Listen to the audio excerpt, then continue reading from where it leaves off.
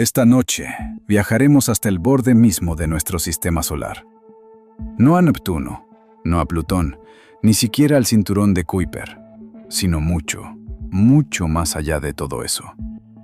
Iremos al lugar donde la gravedad del Sol apenas se mantiene.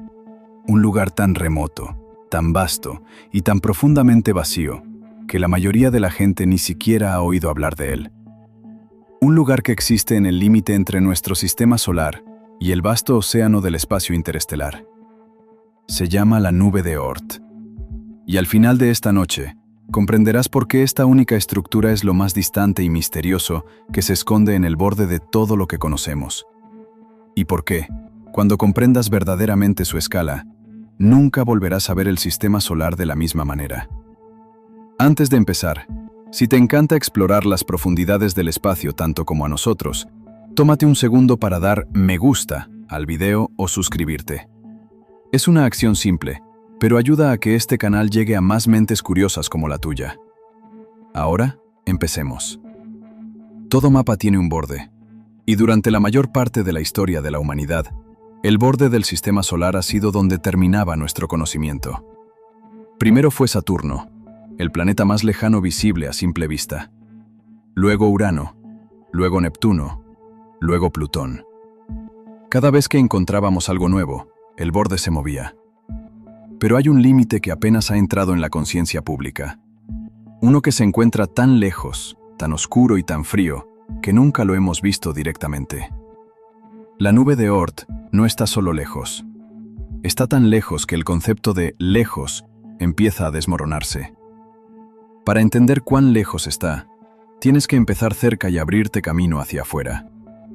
La Tierra orbita el Sol a una distancia promedio de aproximadamente 93 millones de millas. Ese número es la base de casi todas las mediciones astronómicas. Los astrónomos lo llaman una unidad astronómica o una unidad astronómica. La luz la cruza en unos 8 minutos. Ahora, usemos esa unidad para movernos hacia afuera hasta que los números dejen de tener sentido. Marte se encuentra a aproximadamente 1,5 unidades astronómicas. Júpiter, el primero de los gigantes gaseosos, se encuentra a unas 5 unidades astronómicas. Para cuando llegues a Saturno con sus anillos, sus lunas, su bruma dorada, estás a 9,5 unidades astronómicas del Sol. Urano está a 19 unidades astronómicas. Neptuno, el más distante de los 8 planetas, orbita a unas 30 unidades astronómicas. Estos son los planetas, aquellos que los astrónomos rastrearon durante siglos antes de la invención del telescopio. Aquellos cuya gravedad da forma al sistema solar interior, guía el cinturón de asteroides y rige las órbitas de innumerables cuerpos más pequeños. A 30 unidades astronómicas, podrías pensar razonablemente que has llegado al borde del sistema solar. No lo has hecho, ni de cerca. Cuando las sondas Voyager pasaron Neptuno a finales de la década de 1980, los controladores de la misión celebraron lo que enmarcaron como la finalización del tour planetario. Y fue un logro monumental. Ambas sondas habían visitado Júpiter, Saturno y sus lunas. Y la Voyager 2 había continuado hacia Urano y Neptuno en un gran tour posible gracias a una rara alineación de los planetas exteriores que solo ocurre una vez cada 175 años aproximadamente. Pero pasar Neptuno no fue llegar al borde de nada. Fue llegar al final de la sección planetaria de un viaje mucho, mucho más largo, como cruzar la puerta principal de un desierto que abarca un continente. El territorio más allá de Neptuno empequeñece todo lo que vino antes. Tan completamente que enmarcar a Neptuno como cualquier tipo de límite es casi cómicamente engañoso. Más allá de Neptuno comienza una región llamada el cinturón de Kuiper. Es un amplio disco de objetos congelados que orbitan el Sol aproximadamente en el mismo plano que los planetas, extendiéndose desde unas 30 unidades astronómicas hasta alrededor de 50 unidades astronómicas. Aquí es donde vive Plutón. Preclasificado en 2006 como planeta enano, pero sigue siendo uno de los objetos más famosos del sistema solar exterior. Plutón orbita entre aproximadamente 30 y 49 unidades astronómicas del Sol, moviéndose de un lado a otro en una trayectoria elíptica. El cinturón de Kuiper está lleno de cuerpos helados, planetas enanos, remanentes antiguos de la formación del sistema solar. Mundos que nunca llegaron a ensamblarse en algo más grande. Eris, Makemake, Haumea, residentes de este disco exterior. Los objetos confirmados más lejanos del cinturón de Kuiper se encuentran a unas 50 unidades astronómicas. A 50 unidades astronómicas, la luz del Sol ha estado viajando durante casi 7 horas para llegar hasta ti. El Sol todavía existe, todavía domina el cielo, pero se ha reducido a algo que se parece más a una estrella muy brillante que al disco abrasador que conocemos desde la Tierra. Desde Plutón, el Sol es unas 1000 veces más débil de lo que parece desde aquí. Todavía lo suficientemente brillante como para proyectar sombras en principio, pero atenuado, frío, remoto. El cinturón de Kuiper en sí mismo es una región extraordinaria que apenas hemos comenzado a comprender. La nave espacial New Horizons, lanzada en 2006, sobrevoló Plutón en 2015, después de un viaje de 9 años y medio. Cuando finalmente llegó, las imágenes regresaron. Un glaciar de nitrógeno en forma de corazón, montañas de hielo de agua, una atmósfera brumosa y estratificada. Sorprendieron a casi todos. Plutón no era la roca muerta y sin rasgos que muchos habían esperado. Era un mundo dinámico y complejo, con clima y geología, y orbitaba en lo que de repente era evidentemente un sistema solar exterior rico y variado que apenas habíamos comenzado a mapear. New Horizons continuó hacia el exterior después de Plutón, y en 2019 sobrevoló un pequeño objeto del cinturón de Kuiper llamado Arrokoth, un binario de contacto.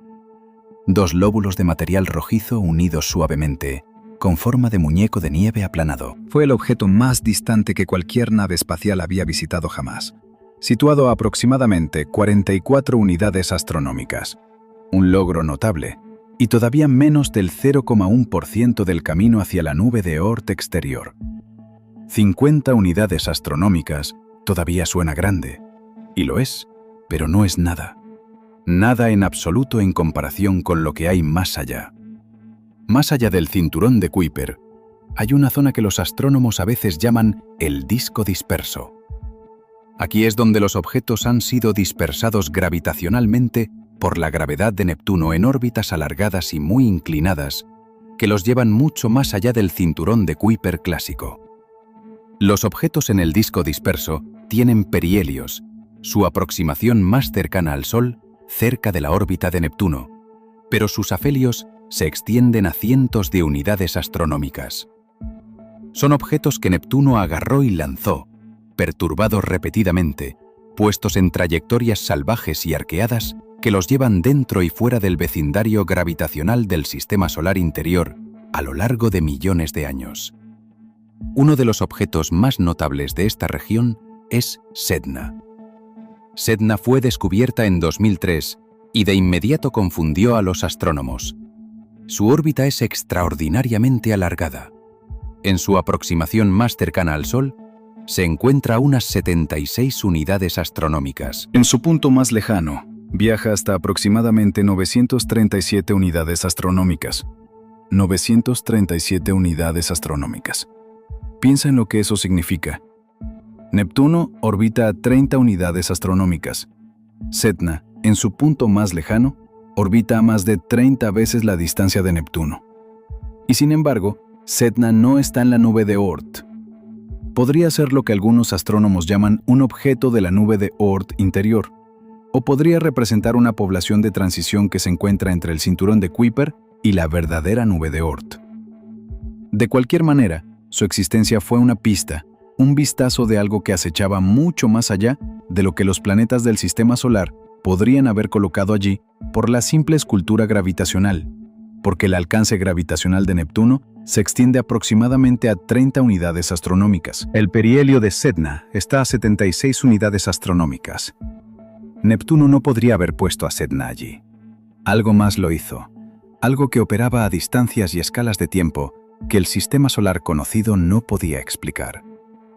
Sedna apuntaba hacia afuera y hacia lo que se había teorizado durante décadas, pero nunca se había visto directamente.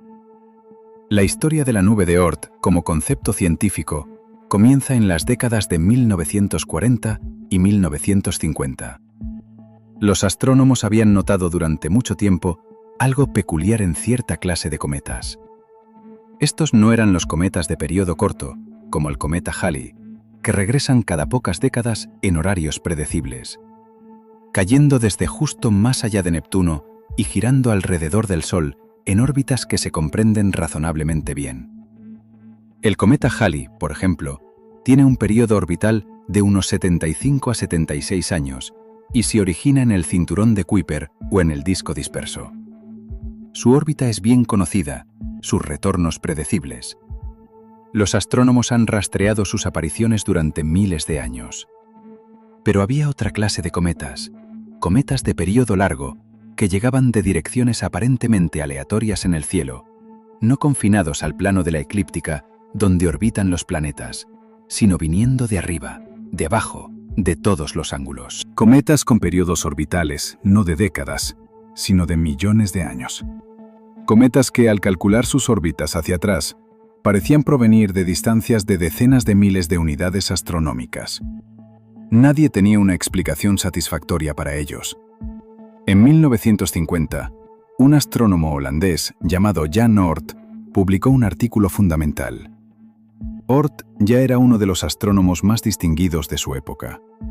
Había hecho contribuciones fundamentales a nuestra comprensión de la estructura y rotación de la Vía Láctea. Había ayudado a establecer que la galaxia rota diferencialmente, que las partes internas rotan más rápido que las partes externas, y había utilizado observaciones de movimientos estelares para estimar la posición del centro galáctico mucho antes de que pudiera ser observado directamente. Cuando Oort dirigió su atención a los cometas, aportó el mismo enfoque analítico riguroso. Analizó los datos orbitales de una muestra de cometas de periodo largo y notó algo sorprendente. Los afelios, los puntos más lejanos de sus órbitas, se agrupaban a distancias muy grandes, entre 20.000 y 100.000 unidades astronómicas. Había un pico en la distribución. Demasiados cometas tenían su afelio en ese rango como para que fuera una coincidencia. Parecía haber una capa, un reservorio de material cometario que rodeaba todo el sistema solar a una distancia enorme. Oort propuso que este reservorio era un remanente de la nube original de material que formó el sistema solar. Cuerpos helados sobrantes empujados hacia afuera por interacciones gravitacionales con los planetas gigantes durante la turbulenta historia temprana del sistema solar. Ahora situados en un vasto halo esférico mucho más allá de lo que los planetas podían alcanzar directamente. Este reservorio, argumentó, era ocasionalmente perturbado por la gravedad de estrellas que pasaban, por las fuerzas de marea gravitacionales de la propia Vía Láctea, por encuentros con nubes moleculares que vagaban por la galaxia. Esas perturbaciones ocasionalmente desalojarían objetos del reservorio, enviándolos hacia el interior en largas trayectorias arqueadas hacia el Sol. Llamamos a esos objetos cometas de periodo largo. Y el reservorio es lo que ahora llamamos la nube de Oort. Oort no la nombró en su honor. Los científicos rara vez lo hacen, pero sus colegas y sucesores reconocieron la profunda importancia de su visión y el nombre perduró. La nube de Oort nunca ha sido observada directamente. Este es un hecho que vale la pena asimilar por un momento. Nunca hemos apuntado un telescopio a la nube de Oort y la hemos visto. Ninguna nave espacial la ha alcanzado. Nunca se ha confirmado la detección directa de ningún objeto individual de la nube de Oort en su ubicación real, aunque se han propuesto algunos candidatos. Todo lo que sabemos sobre ella es inferido. Inferido de las propiedades orbitales de los cometas que llegan aquí, de modelos teóricos de cómo se formó el sistema solar, de simulaciones numéricas de cómo miles de millones de pequeños cuerpos helados se comportarían bajo las influencias gravitacionales combinadas de los planetas gigantes, estrellas cercanas y la marea galáctica. Es una de las cosas más extrañas de la ciencia planetaria. Una estructura enorme, posiblemente la estructura más grande asociada con nuestro sistema solar que nadie ha visto jamás. Su existencia está tan bien establecida como puede ser una idea científica sin confirmación directa. La mecánica orbital funciona de manera demasiado consistente. Los cometas llegan de las distancias exactas y en el patrón exacto para que la nube de Oort no exista. Pero su invisibilidad es también una consecuencia directa de su naturaleza. Los objetos en la nube de Oort son pequeños, oscuros e increíblemente distantes. Incluso si apuntaras el telescopio más potente jamás construido a la zona correcta del cielo, no verías nada a menos que un objeto captara la luz del Sol en el ángulo justo. Y a esas distancias hay muy poca luz solar que captar. La luminosidad del Sol disminuye con el cuadrado de la distancia. A una unidad astronómica, el Sol entrega aproximadamente 1.360 vatios de energía por metro cuadrado. A 100.000 unidades astronómicas, el borde exterior de la nube de Oort, ese número se ha reducido en un factor de 10.000 millones. La luz solar de allí es 10.000 millones de veces más débil que la que llega a la Tierra. Los objetos que reflejan incluso un pequeño porcentaje de esa débil luz serían efectivamente invisibles para cualquier telescopio actualmente existente. La nube de Oort se esconde no porque sea pequeña, sino porque es oscura y distante, y se extiende por un volumen de espacio tan enorme. Entonces, ¿hasta dónde se extiende realmente la nube de Oort? El borde interior es incierto, pero muchos modelos lo sitúan comenzando alrededor de las 2.000 unidades astronómicas, posiblemente extendiéndose desde el borde exterior del disco disperso. El borde exterior se estima entre 50.000 y 200.000 unidades astronómicas. Las cifras más citadas se sitúan alrededor de las 100.000 unidades astronómicas para el límite exterior. 100.000 unidades astronómicas. Convirtamos eso en algo más tangible. Una unidad astronómica son aproximadamente 93 millones de millas. 100.000 unidades astronómicas son aproximadamente 9,25 billones de millas.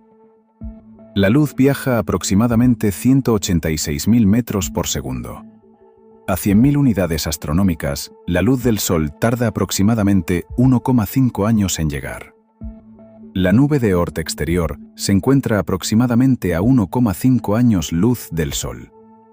La estrella más cercana a nuestro Sol es Próxima Centauri, a una distancia de aproximadamente 4,2 años luz. La nube de Oort exterior se extiende aproximadamente un tercio del camino hacia la estrella más cercana. El alcance gravitacional de nuestro sistema solar, la influencia del Sol sobre la materia, se extiende más de un tercio de la distancia a su vecino estelar más cercano. El sistema solar no termina en Neptuno, no termina en el cinturón de Kuiper, no termina en Plutón o Sedna o cualquier objeto que hayamos nombrado. Termina en un vasto halo oscuro de hielo y roca que nadie ha visto jamás. Situada en el borde del espacio interestelar, la estructura de la nube de Oort se divide generalmente en dos componentes amplios. La nube de Oort interior, a veces llamada nube de Hills, en honor al astrónomo Jack Hills, quien propuso su existencia en la década de 1980, se encuentra más cerca, aproximadamente entre 2.000 y 20.000 unidades astronómicas.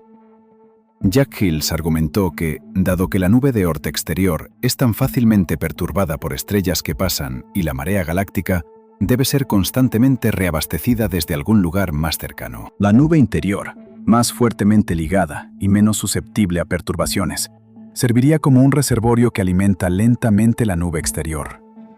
Se cree que la nube de Oort interior tiene una forma más parecida a un disco o toroide, un anillo engrosado en lugar de una esfera completa, conservando aún cierta memoria de la geometría del disco plano, a partir del cual se formó el sistema solar. Se cree que la nube de Oort exterior, que se extiende desde aproximadamente 20.000 hasta 100.000 unidades astronómicas o más, es más o menos esférica. Una cáscara que rodea el sistema solar en todas las direcciones. Esta geometría esférica es en sí misma una pista de la historia de la nube de Oort. Los planetas orbitan aproximadamente en el mismo plano, porque se formaron a partir de un disco plano de material que giraba alrededor del joven Sol. Los objetos del cinturón de Kuiper respetan en gran medida este mismo plano. Pero la nube de Oort exterior no muestra tal preferencia. Los cometas de periodo largo llegan de direcciones aleatorias en el cielo, de todas las inclinaciones, no agrupados cerca de la eclíptica. Esa aleatoriedad dice a los astrónomos que, sea cual sea la población de objetos que se encuentre allí, sus órbitas se han desordenado. El enjambre original de cuerpos helados en forma de disco que fueron dispersados hacia afuera desde el sistema solar interior durante la migración de los planetas gigantes, tuvo sus órbitas aleatorizadas durante miles de millones de años por la galaxia. Las mareas gravitacionales de la Vía Láctea y los encuentros cercanos con estrellas que pasaban. Esas influencias gravitacionales que operaron durante miles de millones de años, inclinaron y rotaron lentamente las órbitas hasta que apuntaron en todas las direcciones.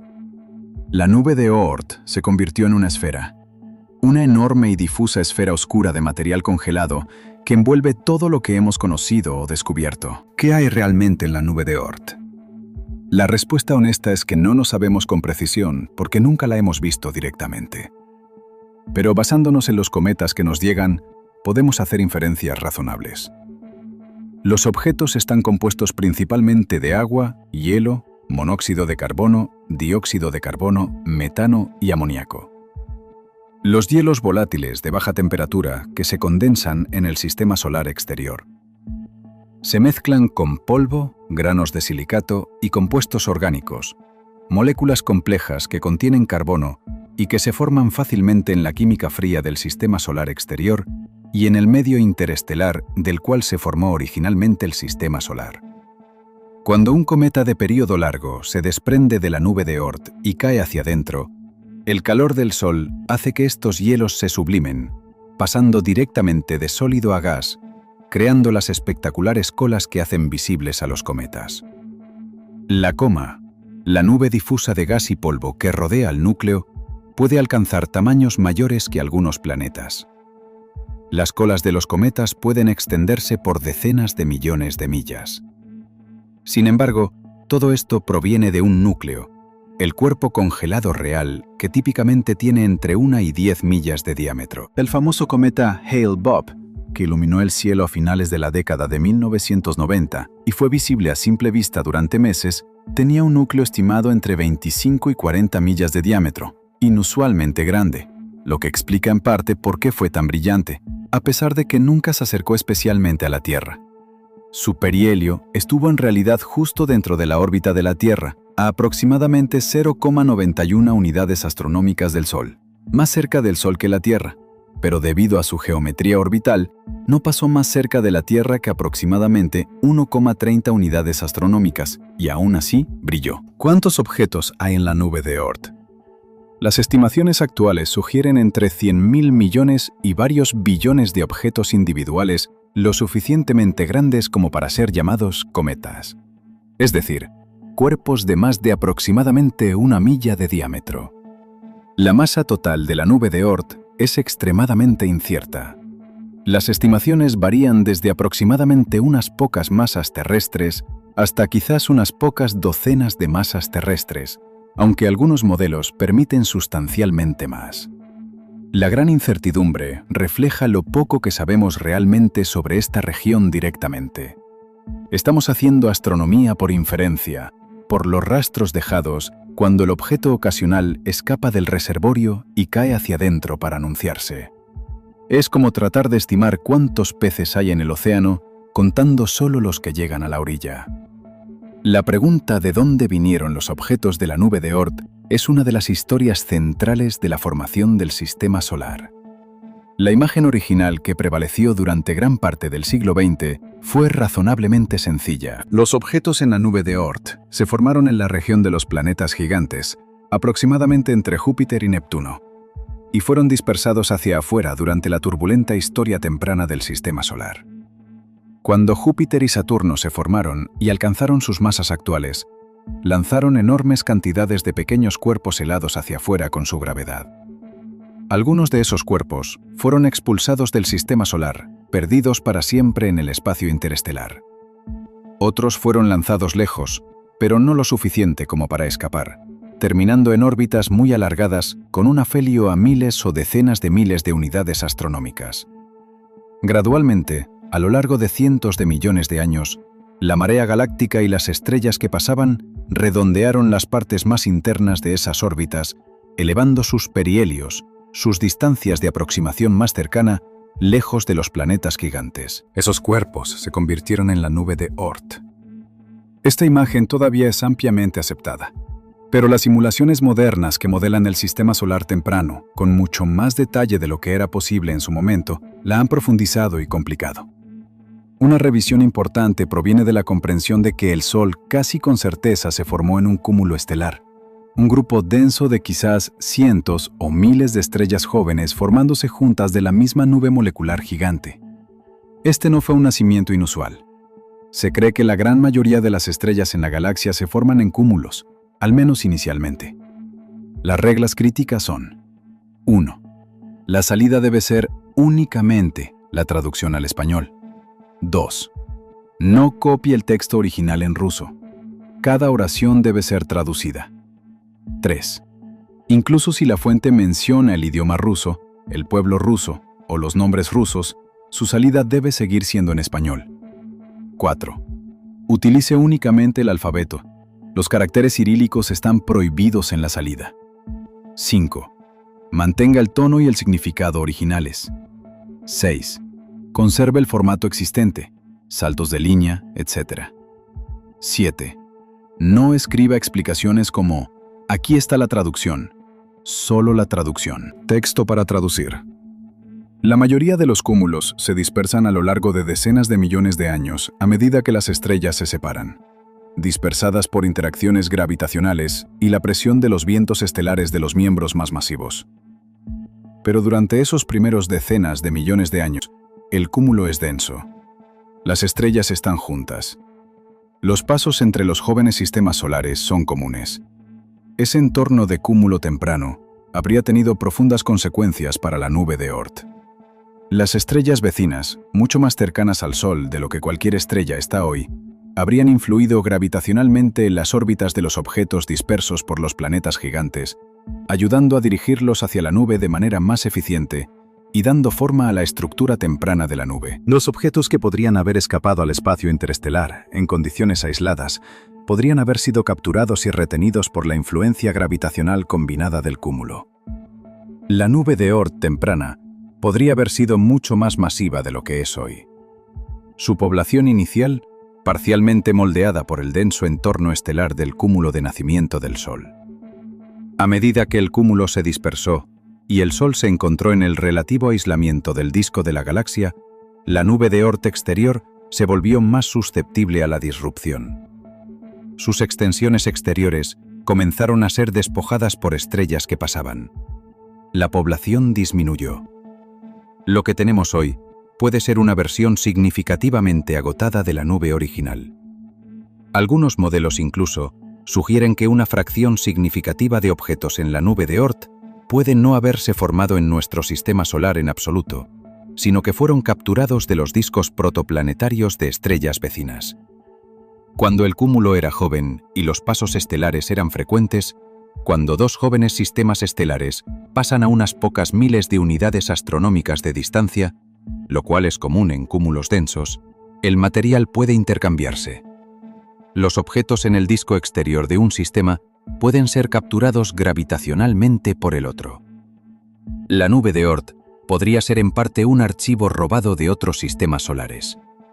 Objetos que se formaron alrededor de otras estrellas, orbitando soles alienígenas durante un breve periodo, antes de que el caos gravitacional de un joven cúmulo estelar los liberara y los depositara en órbita alrededor de nuestro propio Sol. Esta idea es tomada en serio por los científicos planetarios, aunque la fracción exacta de material capturado es profundamente incierta. La historia de formación de la nube de Oort es uno de los capítulos menos comprendidos en la historia de nuestro sistema solar.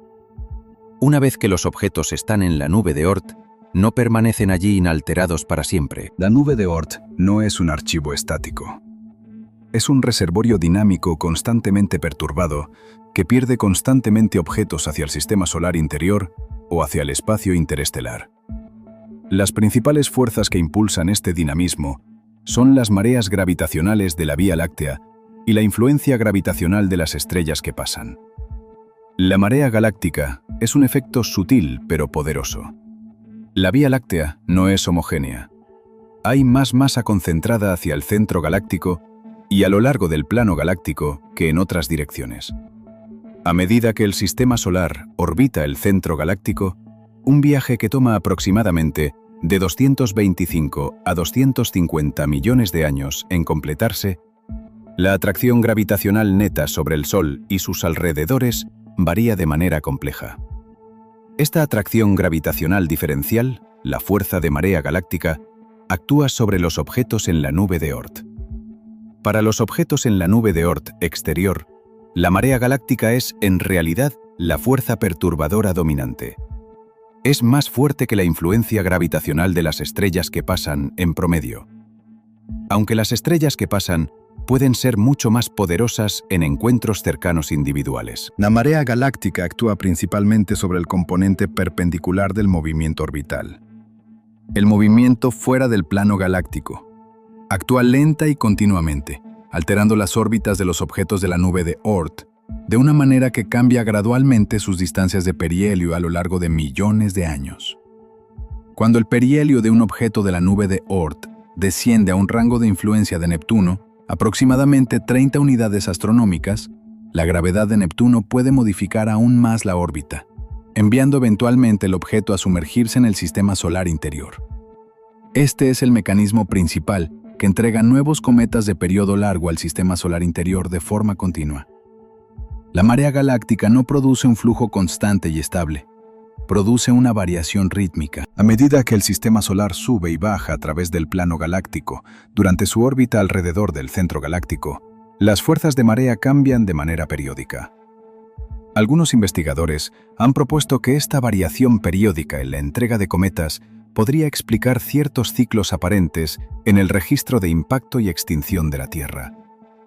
Aunque esta idea sigue siendo controvertida y no universalmente aceptada. La segunda fuerza perturbadora principal son las estrellas de paso. Las estrellas no son fijas, se mueven por la galaxia en sus propias trayectorias y cada pocos millones de años, en promedio, una estrella pasa lo suficientemente cerca del sistema solar como para perturbar notablemente la nube de Oort exterior. La mayoría de los pasos ocurren a distancias de un año luz o más y tienen solo efectos suaves. Pero ocasionalmente, una estrella pasa más cerca, a medio año luz o incluso más cerca. Un paso tan cercano puede enviar una lluvia de cometas hacia adentro, aumentando drásticamente el flujo de cometas de periodo largo que llegan al sistema solar interior durante un periodo que dura millones de años.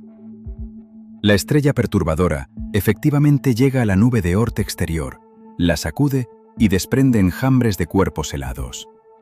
Sabemos que esto sucede porque podemos calcular las trayectorias pasadas de estrellas cercanas e identificar cuáles han pasado cerca del sistema solar en el pasado reciente. Se cree que una estrella enana roja llamada estrella de Schultz, junto con su compañera enana marrón, pasó aproximadamente 0,8 años luz del Sol hace aproximadamente 70.000 años. Eso está bien dentro de la nube de Oort exterior. Un paso así habría perturbado las órbitas de innumerables objetos en esa región, desalojando potencialmente una población de cometas que eventualmente, dentro de millones de años, caerán hacia adentro y se anunciarán como cometas de periodo largo. Los cometas que vemos hoy llegando desde las profundidades de la nube de Oort son las consecuencias retardadas de encuentros estelares que ocurrieron hace millones de años.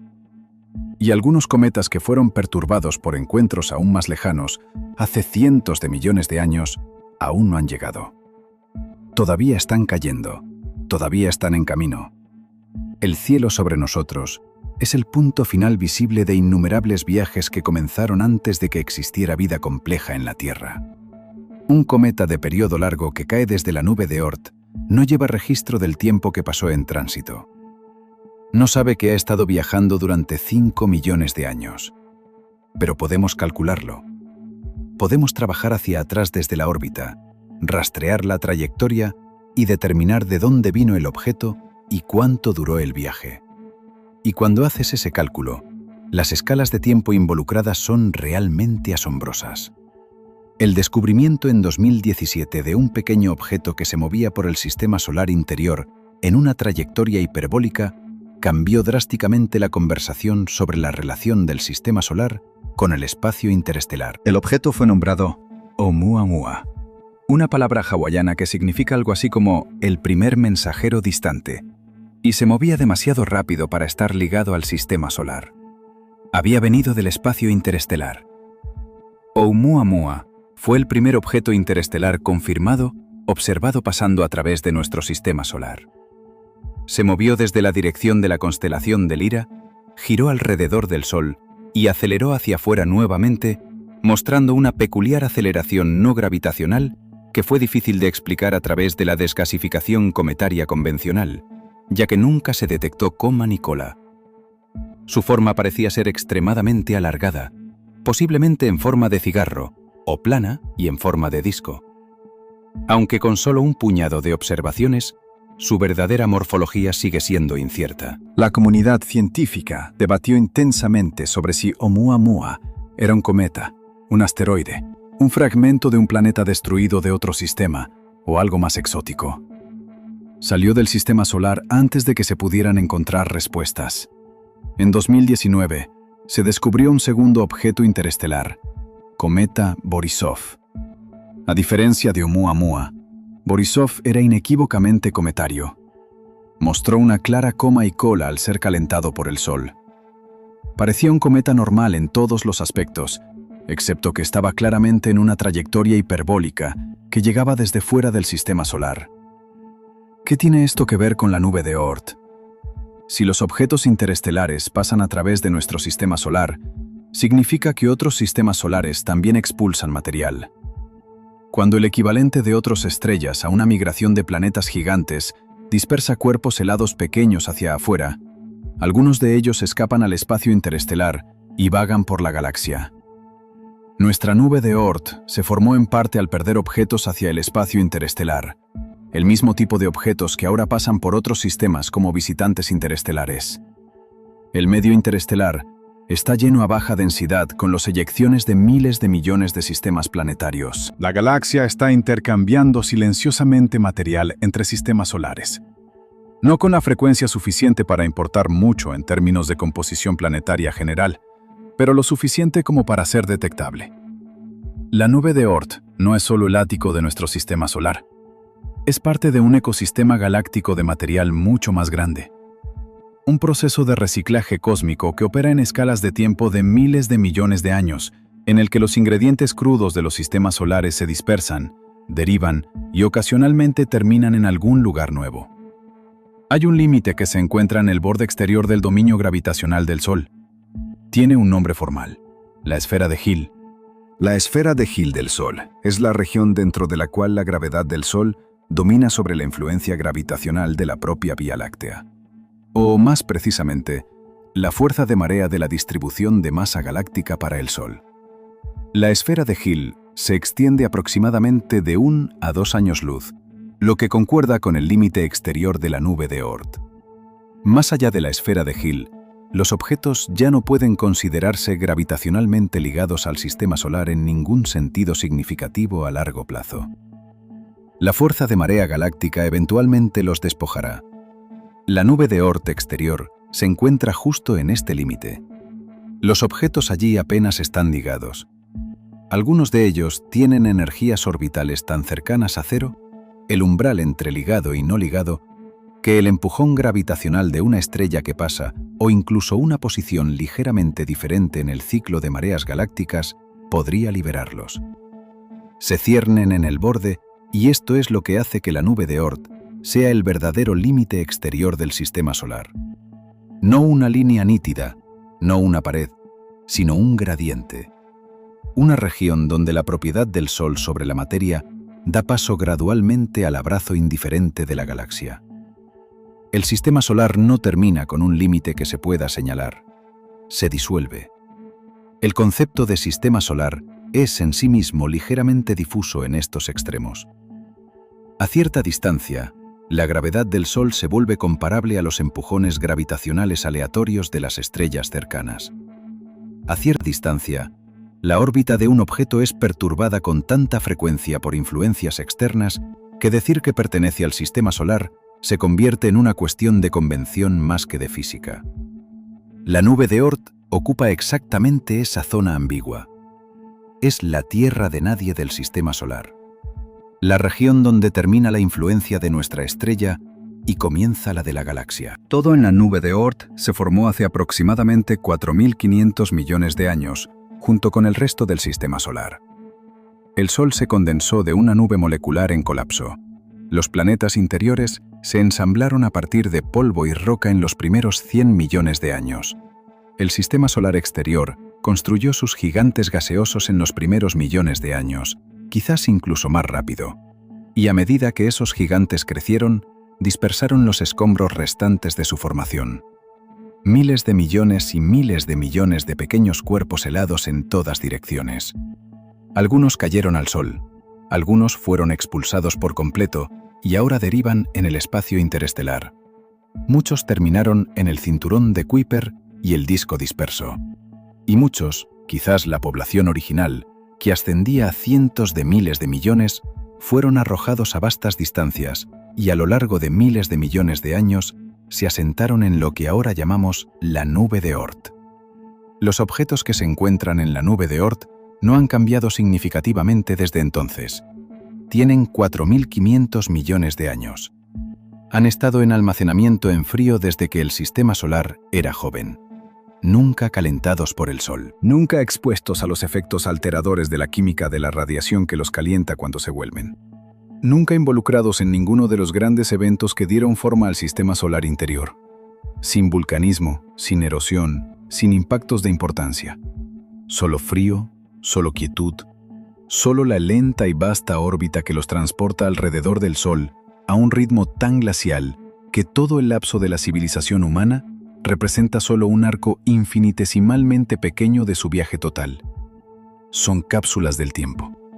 Cuando un cometa de periodo largo cae hacia adentro desde la nube de Oort, por lo que a menudo es la primera vez, lo que llega al sistema solar interior es material esencialmente inalterado de la nebulosa planetaria original. Las moléculas liberadas: agua, monóxido de carbono, dióxido de carbono, metano. Compuestos orgánicos complejos nos hablan de la composición del disco protoplanetario, del cual se formó todo en el sistema solar. Estudiar los cometas de la nube de Oort es, en un sentido muy real, estudiar el principio. La química de estos objetos no ha sido procesada por el calor o la presión. En 4.500 millones de años, los compuestos de carbono en sus interiores pueden ser algunas de las moléculas orgánicas inalteradas más antiguas del sistema solar. Cuando los astrónomos analizan los espectros de los cometas de periodo largo, están leyendo un registro químico de una era tan remota que nada vivo hoy tiene conexión alguna con ella, aparte de los átomos compartidos entre toda la materia. Hay un subconjunto particular de cometas que tiene una importancia especial en esta historia. Cuando un cometa de la nube de Oort cae hacia adentro por primera vez, se le llama un cometa dinámicamente nuevo. Nunca ha sido calentado por el Sol antes. Su superficie está prístina, cubierta por una gruesa capa de los hielos más volátiles, las sustancias que se subliman a las temperaturas más bajas. Cuando estos cometas dinámicamente nuevos se acercan al Sol, a menudo desgasifican dramáticamente mucho más allá de la órbita de Júpiter, brillando mucho antes que los cometas más evolucionados que ya han sido despojados de sus capas exteriores volátiles por pasajes anteriores. Un visitante por primera vez de la nube de Oort comenzará a desarrollar una coma incluso cuando todavía esté a más de 5 unidades astronómicas del Sol. Está liberando sus volátiles más externos, monóxido de carbono, dióxido de carbono, sustancias que hierven a temperaturas mucho más bajas que el hielo de agua. Este brillo temprano es una firma. Identifica al cometa como un recién llegado, un objeto que realiza su primer acercamiento. Y esa distinción es científicamente importante, porque la química de un cometa dinámicamente nuevo nunca ha sido procesada por el calor del Sol. Lleva el inventario molecular original del disco protoplanetario. Los cometas que han realizado muchos pasajes anteriores han tenido sus compuestos más volátiles ya cocinados. Están agotados, evolucionados, más parecidos a los remanentes procesados de su composición original. Los dinámicamente nuevos son los originales prístinos. Lo que hace que esto sea observacionalmente importante es el concepto del pico de la nube de Oort.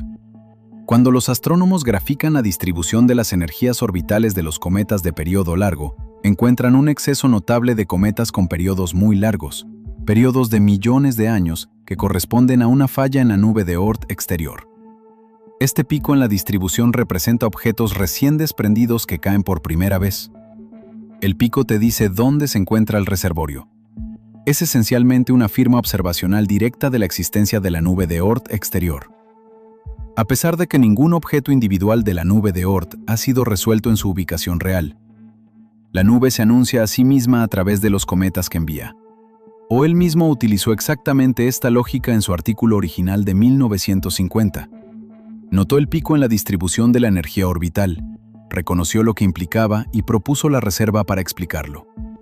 Fue una de las grandes inferencias en ciencias planetarias, utilizando los mensajeros para deducir la existencia de un lugar al que ningún telescopio podía llegar. Es el tipo de razonamiento que define la ciencia en su máxima elegancia. No puedes ver el bosque desde donde estás, pero puedes ver las semillas que produce. Y a partir de esas semillas, reconstruyes el bosque. El destino de la nube de Oort a lo largo del tiempo cósmico es un tema aleccionador. Se está agotando lenta pero continuamente. Una fracción de los objetos perturbados por la marea galáctica y las estrellas que pasan caen hacia adentro y son expulsados por la gravedad de Júpiter, impulsados hacia el Sol o perdidos en el espacio interestelar después de un encuentro planetario. Algunos son simplemente despojados por estrellas que pasan. A lo largo de miles de millones de años, la nube de Oort está perdiendo material. Ya ha perdido mucho desde el sistema solar primitivo, cuando la población inicial de cuerpos dispersos era mucho mayor. Se cree que el flujo de cometas que vemos hoy, la tasa a la que llegan cometas de periodo largo al sistema solar interior, es mucho menor de lo que fue durante los primeros 1.000 millones de años de existencia del sistema solar. La reserva se ha agotado, y el agotamiento continúa. En el futuro lejano, a medida que el sistema solar continúe orbitando la galaxia y atravesando regiones de densidad estelar variable, encontrando nubes moleculares y atravesando las regiones interiores más densas de la galaxia en su largo viaje orbital, el agotamiento continuará.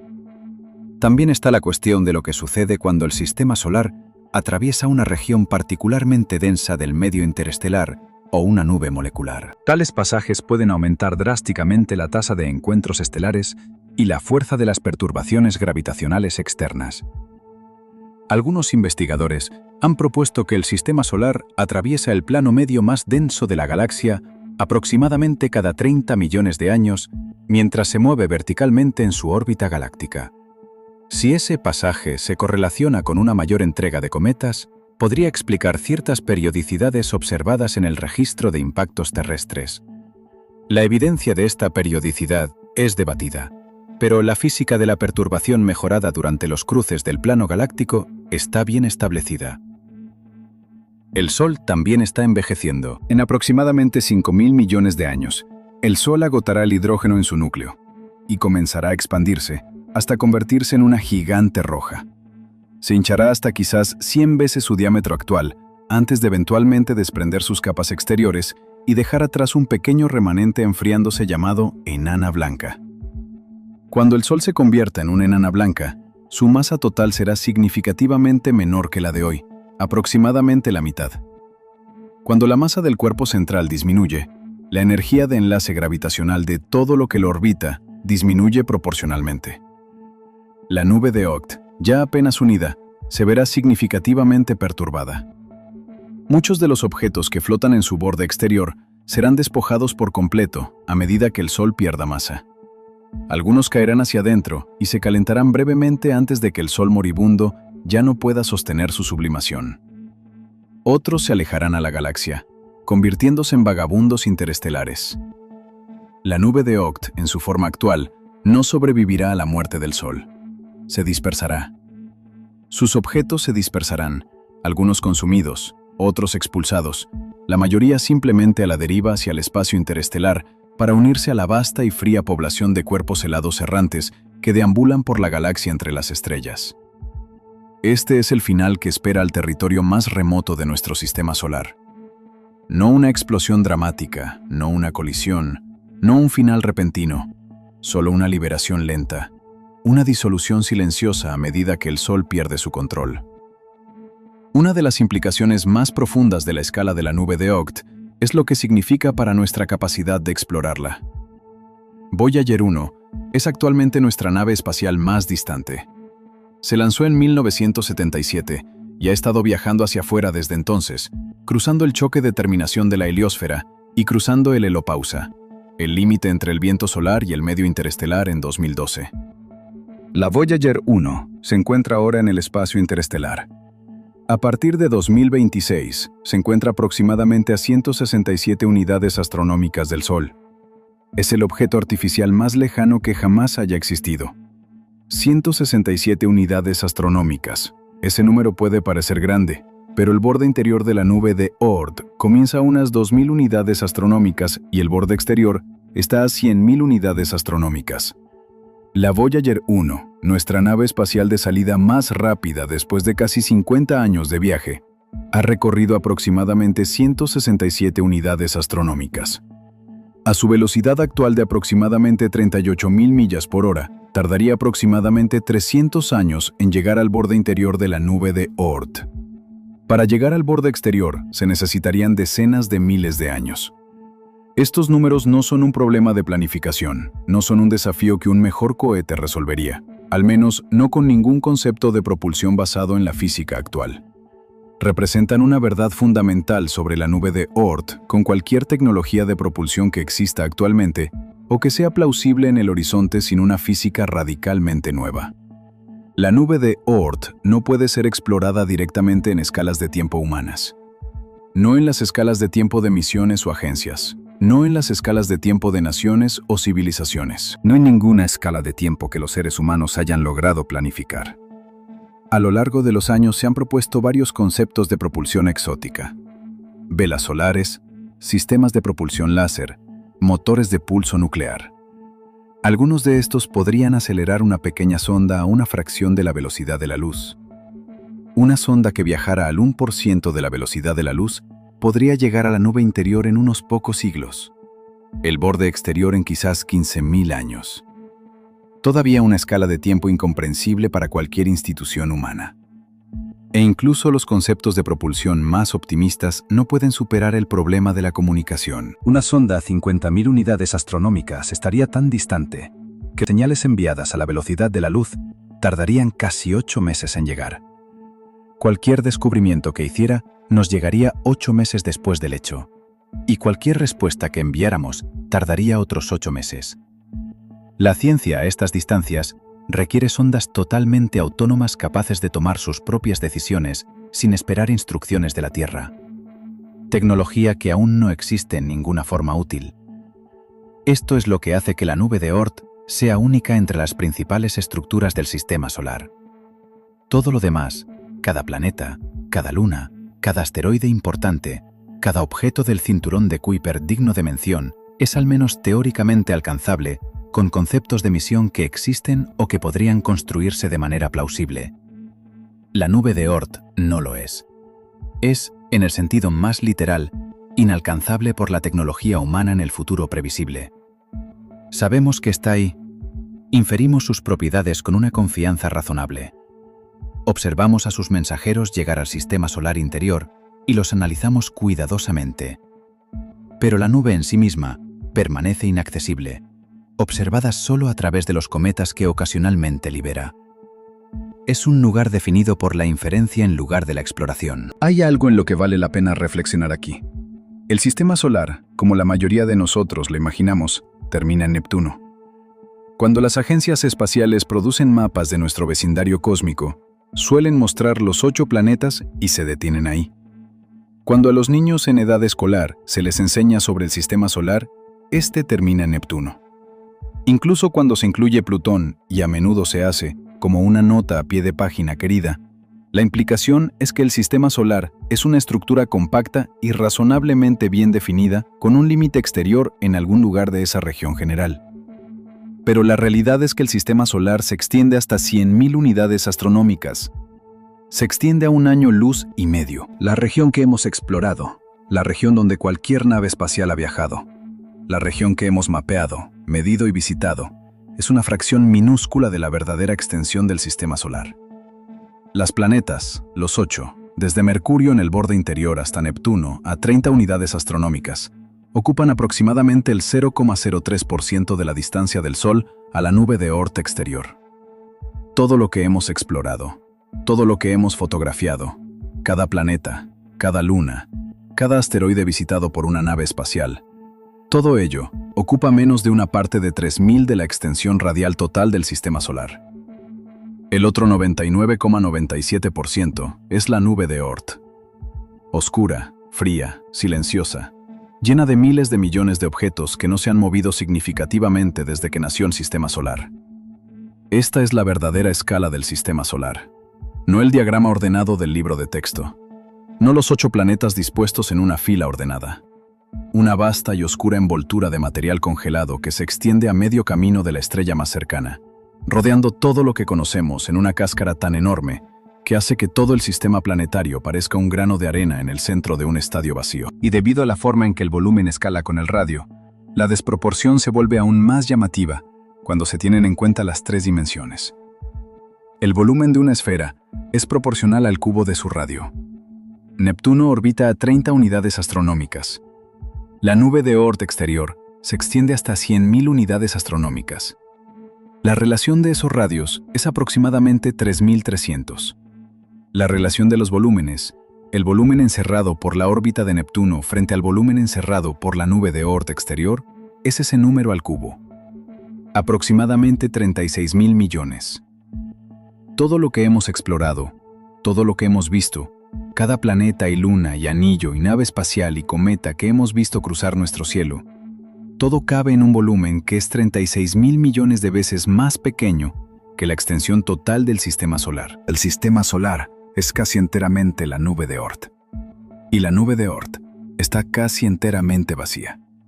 Una región extraordinaria de casi nada perfecto, dispersa con miles de millones de mensajeros congelados desde el principio de los tiempos. Sostenidos débilmente por el menguante agarre gravitatorio de una estrella, disolviéndose lentamente en la galaxia a lo largo de miles de millones de años. Aquí es donde realmente termina el sistema solar. No en Neptuno, no en Plutón, no en ningún mundo con nombre ni en ningún límite explorado. Aquí en la oscuridad, donde el Sol es solo una estrella. En los últimos años, la búsqueda de cuerpos adicionales que puedan decirnos más sobre el borde interior de la nube de Oort se ha acelerado.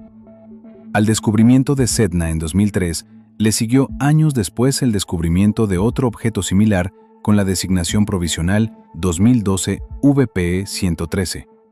VPE-1113 tiene un perihelio de aproximadamente 80 unidades astronómicas, incluso más allá del acercamiento más cercano de Sedna.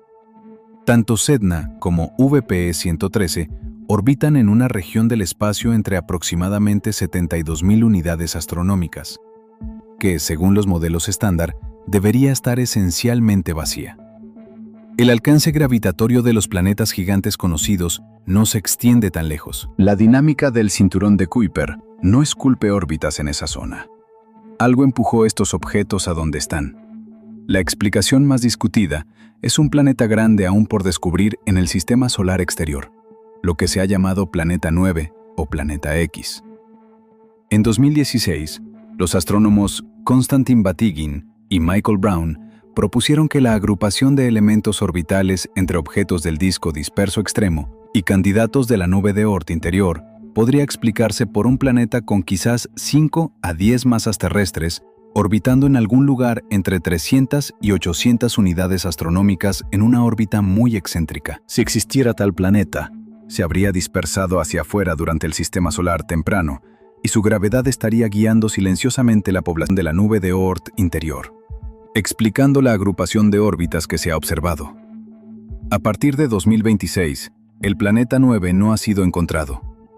Las búsquedas dedicadas no lo han detectado, pero tampoco lo han descartado. La región del cielo que necesitaría ocupar es grande, y un planeta distante, frío y oscuro sería extremadamente difícil de detectar. El observatorio Vera C. Rubin, el gran telescopio de sondeo que comenzó a operar a principios de la década de 2020, se encuentra entre los instrumentos con mayor probabilidad de encontrar tal mundo si existe. Sus amplios estudios del cielo detectarán un gran número de objetos débiles y en movimiento en el sistema solar exterior, acumulando muestras estadísticas lo suficientemente grandes como para probar si la agrupación orbital es real o un artefacto de sesgo observacional. Exista o no el planeta 9, la agrupación orbital de objetos tipo sednoide Es un rompecabezas genuino, uno que apunta a procesos en la formación y evolución de la nube de Oort interior que aún no comprendemos completamente. La nube de Oort incluso ahora está generando nuevas preguntas en su borde más interno. También hay un patrón más amplio aquí que vale la pena notar. Cada vez que los astrónomos han observado cuidadosamente el sistema solar exterior, cada vez que han construido mejores instrumentos, han alcanzado magnitudes más débiles, han explorado áreas más grandes del cielo, han encontrado más objetos del cinturón de Kuiper, más objetos del disco disperso, estructuras orbitales más complejas de las que cualquier modelo anterior predijo. El sistema solar exterior nos ha sorprendido consistentemente. Cada descubrimiento ha revelado nuevas poblaciones, nuevas familias dinámicas, nueva evidencia de procesos que eran desconocidos o subestimados. No hay razón para pensar que la nube de Oort será diferente cuando y si desarrollamos los medios para explorarla con más cuidado a través de observatorios espaciales, a través de estudios más sensibles, a través de misiones dedicadas al sistema solar exterior. Casi con certeza revelará estructuras y poblaciones e historias que aún no hemos imaginado. La nube de Oort no es un problema resuelto con propiedades conocidas a la espera de confirmación. Es una frontera abierta. Existe una conexión entre la nube de Oort y una de las preguntas más antiguas de la ciencia planetaria: el origen del agua en la Tierra. El agua es abundante en el sistema solar exterior. Los cuerpos helados del cinturón de Kuiper y la nube de Oort están en gran parte compuestos de hielo de agua. Pero la Tierra se formó en el sistema solar interior, dentro de la llamada línea de nieve, el límite dentro del cual el hielo de agua no podía condensarse durante la formación del sistema solar, porque las temperaturas eran demasiado altas. La Tierra debería haberse formado en gran medida seca. Y sin embargo, la Tierra tiene enormes cantidades de agua. Los océanos son profundos. El agua impregna la corteza y el manto. La vida, hasta donde sabemos, requiere agua líquida, y la vida existe aquí. ¿De dónde provino el agua de la Tierra? Una hipótesis de larga data es que los cometas entregaron una porción significativa de ella durante el periodo que los astrónomos llaman el bombardeo intenso tardío, hace aproximadamente 3,8 a 4.000 millones de años, cuando el sistema solar interior fue bombardeado por escombros agitados por la migración de los planetas gigantes. Algunos de esos impactadores probablemente provinieron del sistema solar exterior, de la población de objetos que eventualmente se asentarían en la nube de Oort. La evidencia es más complicada de lo que sugiere esta simple imagen. La relación de agua pesada, agua en la que uno de los átomos de hidrógeno ha sido reemplazado por deuterio, a agua ordinaria, es una firma química que varía entre diferentes poblaciones de objetos del sistema solar. En la mayoría de los cometas medidos de la nube de Oort, esta relación es aproximadamente el doble de la relación encontrada en los océanos de la Tierra. Esa discrepancia sugiere que los cometas de la nube de Oort probablemente no fueron la fuente dominante del agua de la Tierra. Ahora se cree que los asteroides del cinturón de asteroides interior, que tienen una coincidencia isotópica más cercana, contribuyeron más. Pero la historia no está cerrada. Algunos cometas, particularmente aquellos que se originan en la familia de Júpiter de cometas de periodo corto, que se cree que provienen del cinturón de Kuiper, tienen agua con una relación isotópica mucho más cercana a la de la Tierra. La mezcla de fuentes, las contribuciones relativas de cometas, asteroides y minerales hidratados portadores de agua entregados durante la acreción, sigue siendo un área activa de investigación. Lo que es seguro es que los cuerpos helados del sistema solar exterior participaron en el bombardeo temprano de los planetas interiores. Dejaron una huella en los mundos que ahora habitamos. Una fracción del agua de cada océano en la Tierra, cada gota de lluvia, cada río, cada célula de cada ser vivo, provino del sistema solar exterior. Quizás de la misma región de la que hablamos esta noche. Es un pensamiento extraño y humillante. La nube de Oort no es meramente una estructura astronómica abstracta sentada a una distancia inalcanzable.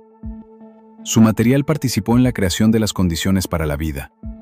Sus cometas impactaron la Tierra primitiva y contribuyeron con algo, quizás el agua, quizás moléculas orgánicas, a la química que eventualmente nos formó. Existe una conexión, aunque indirecta, entre el archivo frío y oscuro en el borde del sistema solar y el mundo cálido, húmedo y habitado en su centro. Vale la pena pensar por un momento cómo sería estar allí afuera, a 50.000 unidades astronómicas, aproximadamente en el medio de la región exterior de las nubes de Oort. El Sol no es un disco. No es algo a lo que puedas señalar y decir que esa es nuestra estrella. Es simplemente la estrella más brillante en el cielo. Más brillante que cualquier otra cosa, ciertamente, pero aún así solo un punto de luz. No hay día. No hay calor. No hay viento solar de ninguna importancia. El viento solar pierde coherencia mucho antes de alcanzar estas distancias, desvaneciéndose en el medio interestelar más amplio. No hay nada más que negrura en todas direcciones. Las estrellas de fondo son casi idénticas a lo que verías desde cualquier lugar de esta región de la galaxia, y un punto ligeramente más brillante que es el Sol. Si estuvieras de alguna manera parado en uno de los cuerpos helados de allí afuera, un agregado oscuro, poroso y débilmente unido de hielo y polvo, quizás unas pocas millas de diámetro, te estarías moviendo tan lentamente en relación con el Sol que podrías no darte cuenta de que estabas en órbita. La velocidad orbital de un objeto en la nube de Oort exterior es infinitesimalmente pequeña. A 100.000 unidades astronómicas, la velocidad orbital es de aproximadamente 100 metros por segundo. A modo de referencia, la velocidad del sonido en el aire a nivel del mar es de unos 340 metros por segundo. Un objeto de la nube de Oort se mueve más lentamente que el sonido a través del aire. El periodo orbital a esa distancia se mide en millones de años.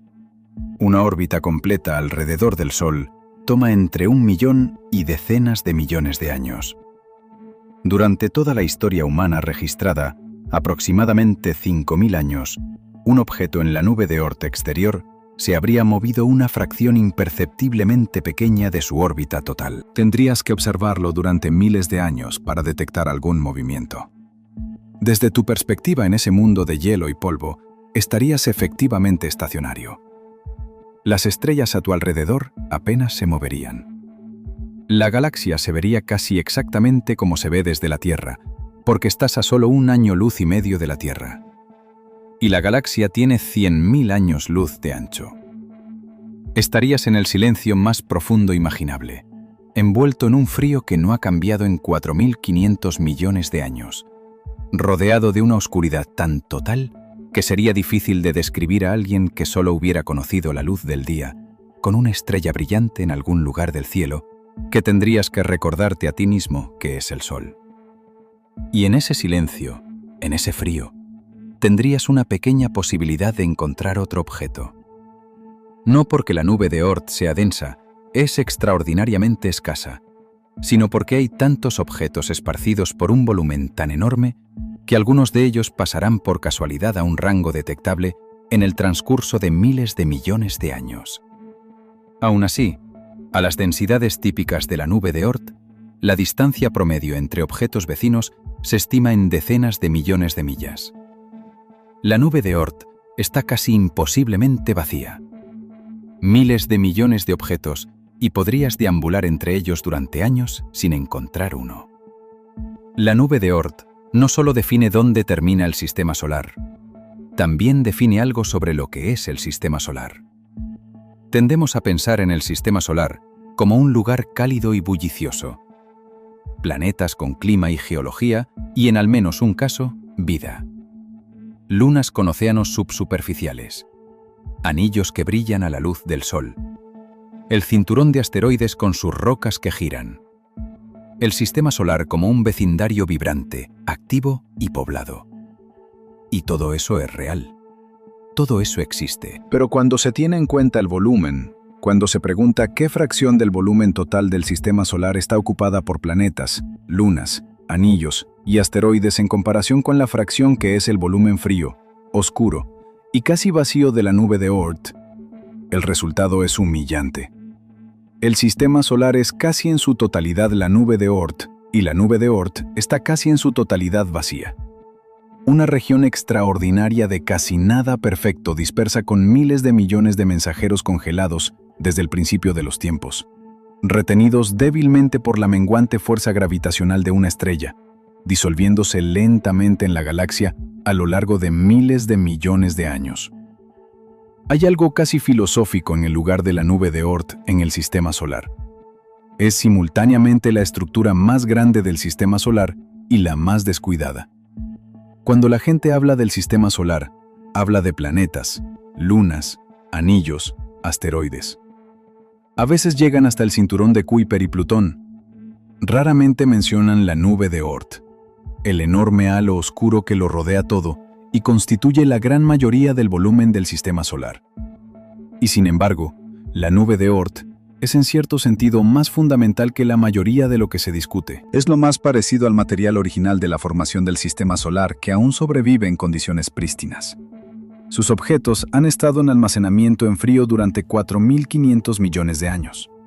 Son más antiguos en su memoria química que cualquier cosa en la superficie de la Tierra, más antiguos que cualquier roca, más antiguos que cualquier océano, más antiguos que cualquier continente.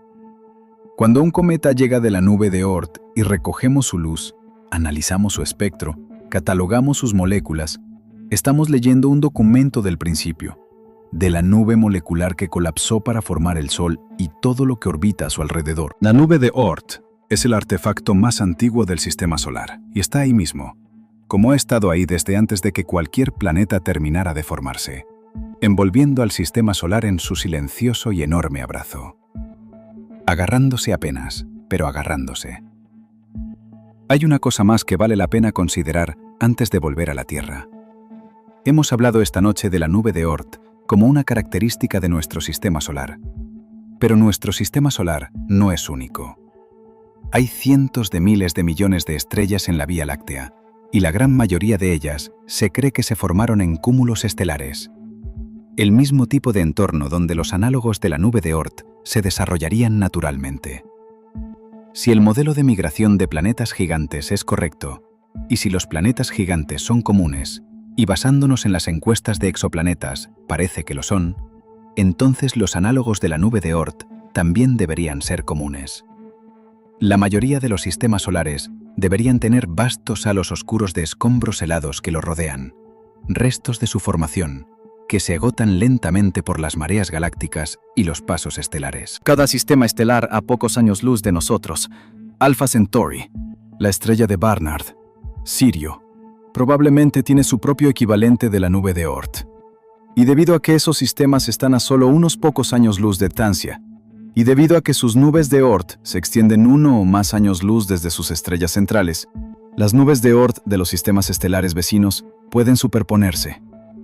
Los bordes exteriores de la nube de Oort del sistema solar y los bordes exteriores del reservorio equivalente del sistema Alpha Centauri pueden interpenetrarse, compartiendo espacio y permitiendo que el material pase entre los dos sistemas.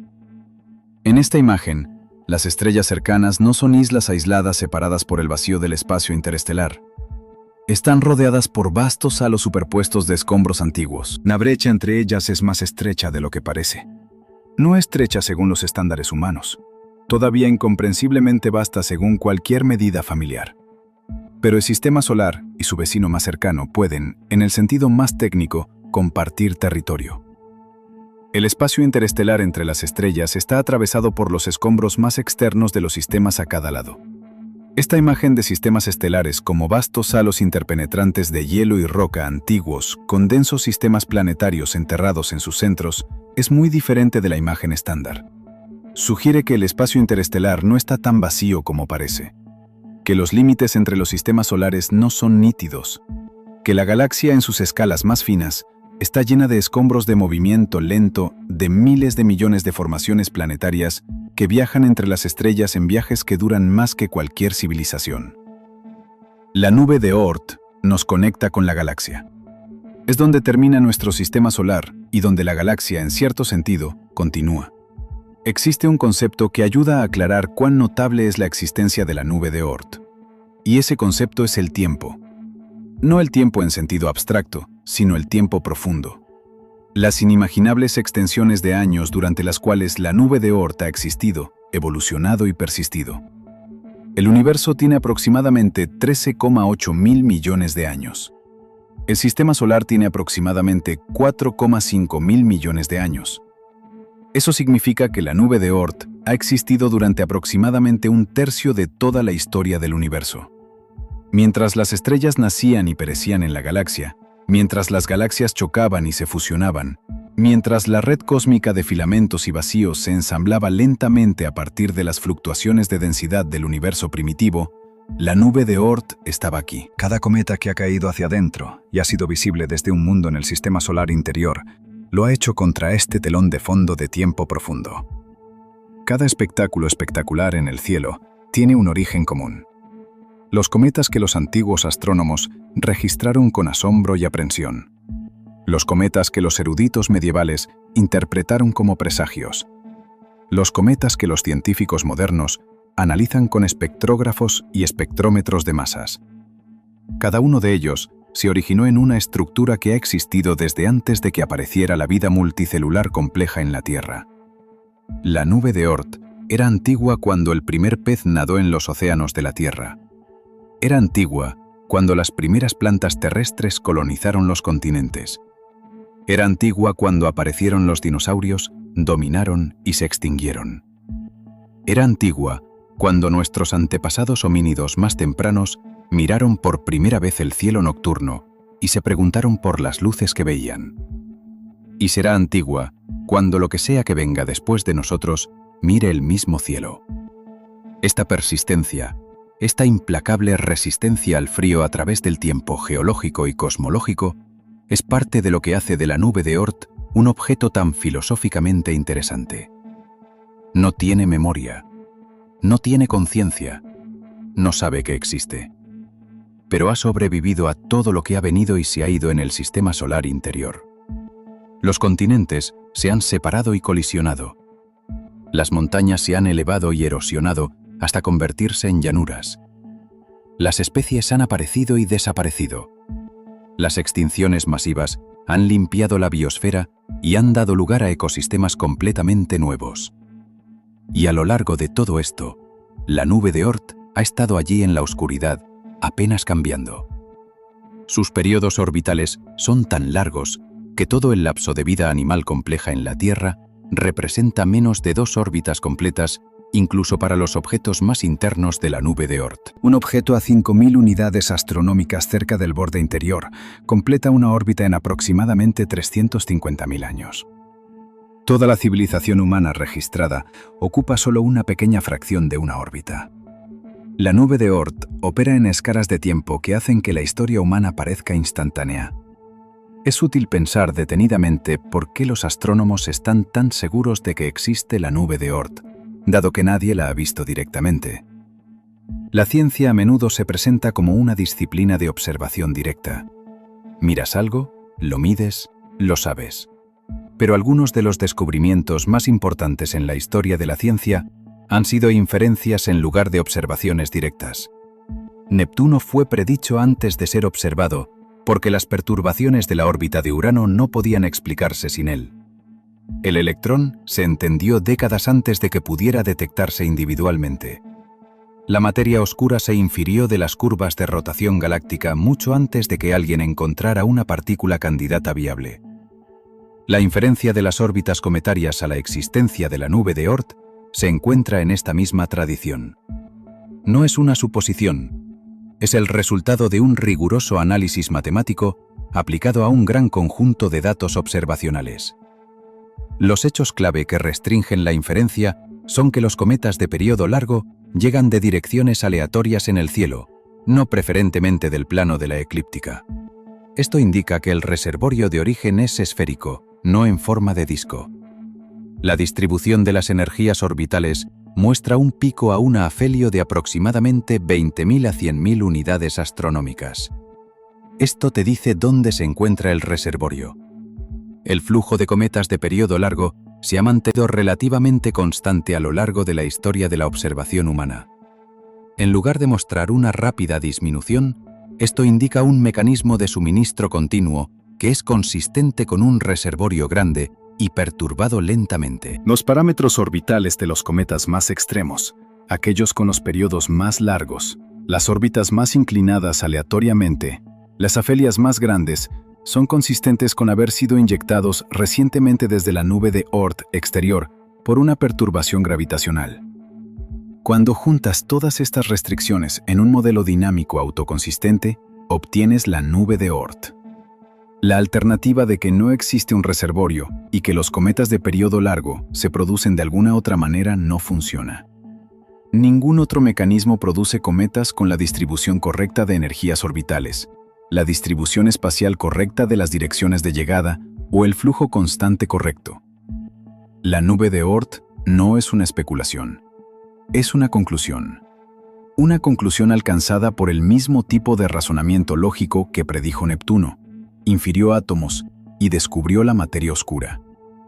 La confianza que los astrónomos depositan en su existencia está bien ganada, incluso sin observación directa.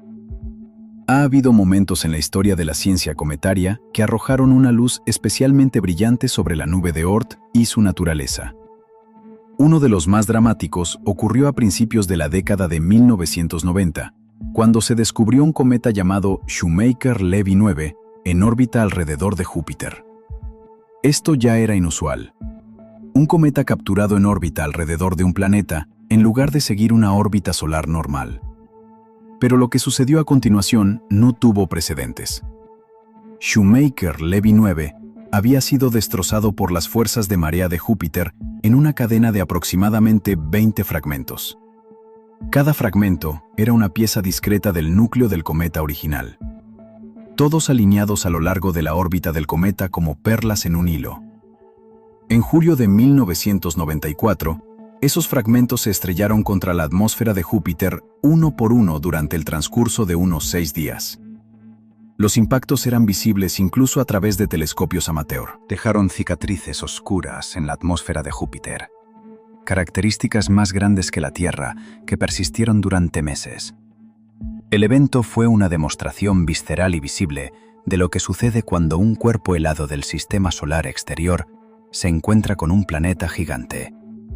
Shoemaker-Levy 9 fue casi con certeza un objeto del cinturón de Kuiper o del disco disperso, en lugar de un cometa de la nube de Oort verdadero. Su historial orbital antes de la captura sugería que se había originado en la familia de Júpiter. Pero la física básica en exhibición era la misma física que se aplica a todos los cuerpos cometarios: disrupción por marea, fragmentación, impacto de alta velocidad. El evento dejó claro de una manera que ningún diagrama o ecuación podría por qué importan los impactos de los cuerpos del sistema solar exterior. Júpiter recibió esos golpes. Su enorme gravedad interceptó material que de otro modo habría continuado hacia los planetas terrestres. Júpiter actúa en cierto sentido como un escudo, capturando o desviando una fracción sustancial de los cometas de período largo que caen desde la nube de Oort antes de que puedan llegar a la Tierra. El grado en que el efecto de escudo de Júpiter realmente protege a la Tierra es objeto de debate. Algunos modelos sugieren que Júpiter desvía más cometas hacia la Tierra de los que intercepta, dependiendo de cómo se cuente. Pero la influencia gravitacional básica de los planetas gigantes en el flujo cometario es innegable. La arquitectura del sistema solar, las posiciones y masas de los planetas gigantes, las formas en que los objetos de la nube de Oort llegan al sistema solar interior y con qué frecuencia cada cometa que ha impactado la Tierra o ha sido visible desde la Tierra ha tenido su viaje moldeado por el guante gravitacional de Júpiter, Saturno, Urano y Neptuno. El cometa Hale-Bopp merece más atención de la que suele recibir en las discusiones sobre la nube de Oort. Fue uno de los cometas más intensamente estudiados de la historia, y fue lo suficientemente brillante como para ser visible a simple vista durante aproximadamente 18 meses, una duración extraordinaria.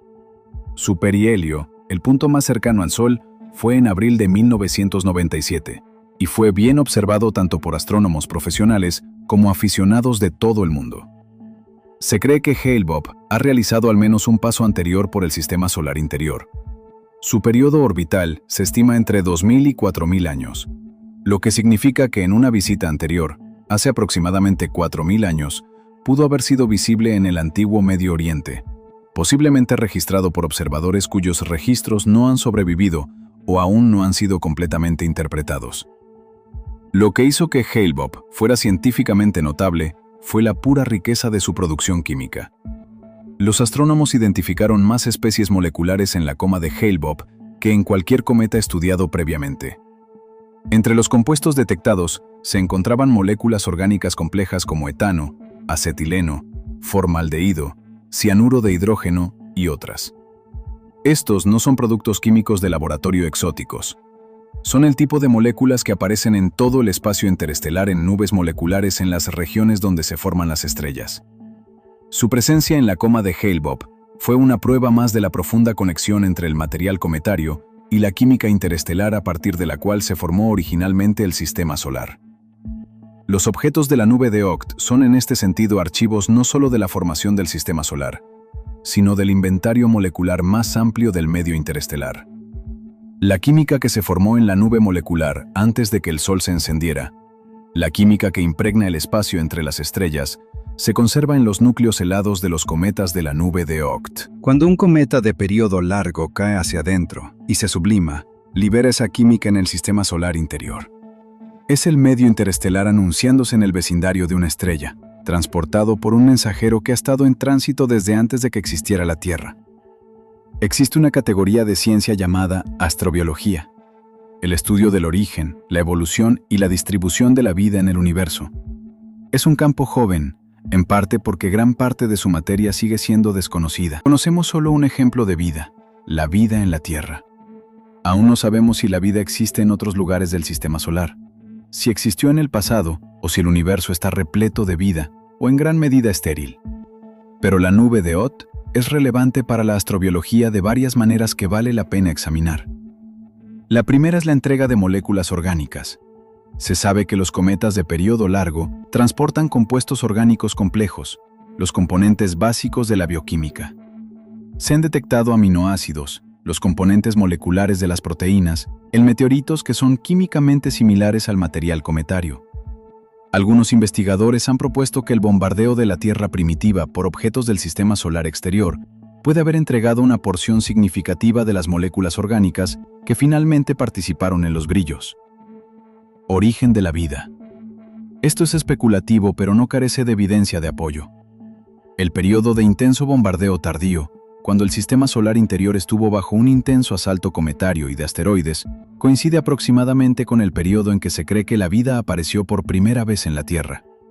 Si la conexión es causal, si las moléculas orgánicas del sistema solar exterior ayudaron a catalizar el origen de la vida, es una de las preguntas más debatidas en astrobiología. La segunda conexión es más especulativa pero más dramática.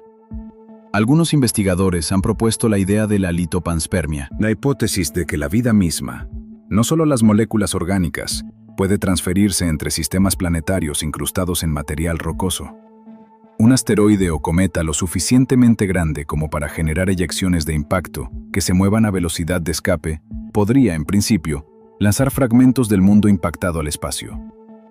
Una fracción de esos fragmentos, si portaran organismos vivos en estado latente, podría eventualmente alcanzar otro sistema planetario.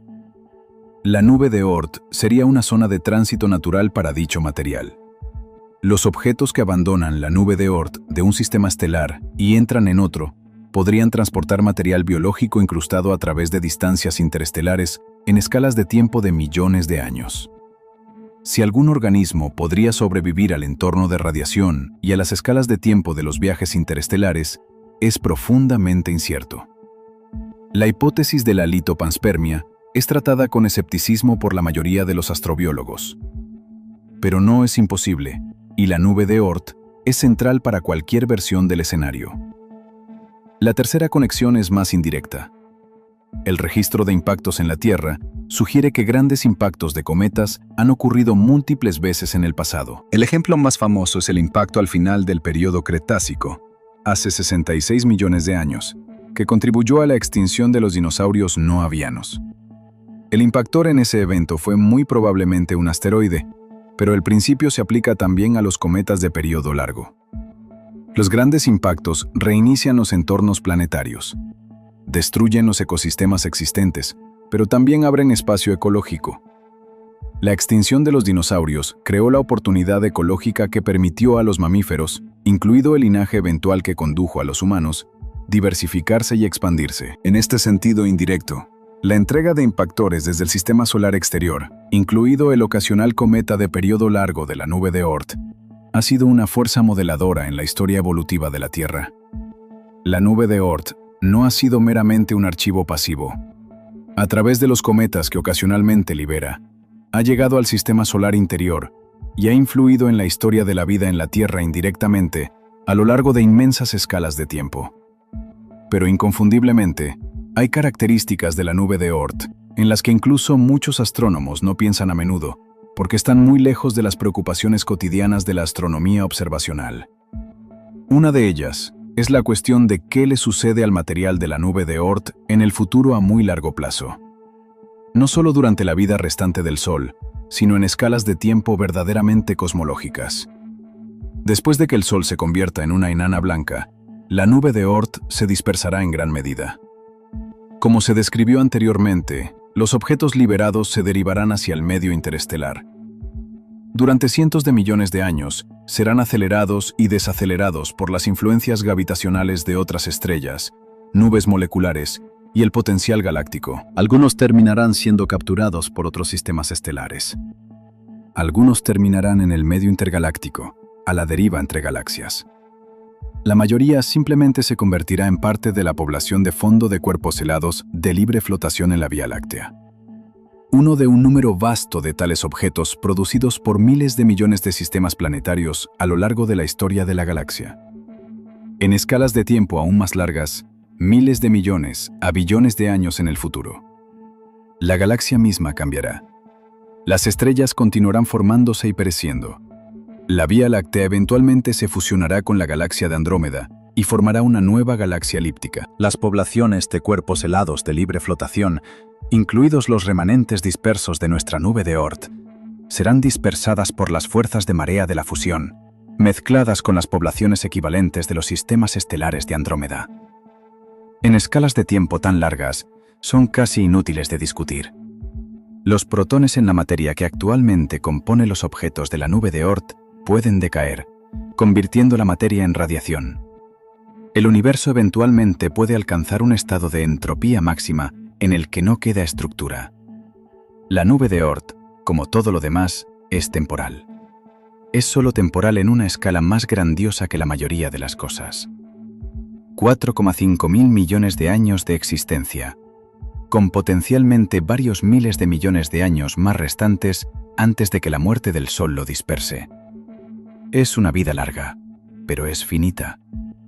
Todo lo que el Sol ha reclamado como propio, incluidos los objetos más remotos que orbitan en la oscuridad fría de la nube de Oort, regresará algún día a la galaxia de la que se formó originalmente el propio Sol. Hay una circularidad poética en esto. El material de la nube de Oort fue una vez parte de una nube molecular en la Vía Láctea. Se condensó en un disco protoplanetario. Fue moldeado por la formación de planetas y la migración de mundos gigantes. Fue arrojado hacia el borde del sistema solar. Y finalmente, en una escala de tiempo que empequeñece cualquier cosa que podamos conceptualizar fácilmente, regresará a la galaxia, disperso, transformado, pero llevando las firmas isotópicas y moleculares de su origen en este sistema estelar en particular, en esta parte particular de la galaxia. En este punto particular del tiempo cósmico, la nube de Oort es un visitante temporal. En el sentido más profundo posible, solo está de visita en una escala de tiempo que apenas podemos imaginar. Esta noche hemos cubierto un terreno enorme. Desde los planetas que conocemos, a través del cinturón de Kuiper y el disco disperso, hasta el vasto halo oscuro de la nube de Oort y más allá, hasta el espacio interestelar, donde el reclamo del Sol sobre la materia finalmente termina.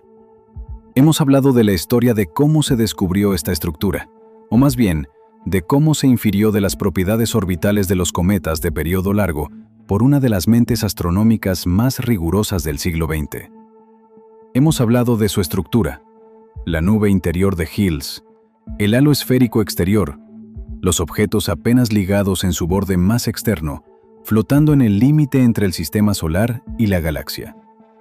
Hemos hablado de las fuerzas que la moldean, la marea galáctica, las estrellas que pasan, la lenta procesión de los planos orbitales a lo largo de millones de años y los cometas que estas fuerzas liberan, enviándolos en viajes de millones de años hacia el Sol.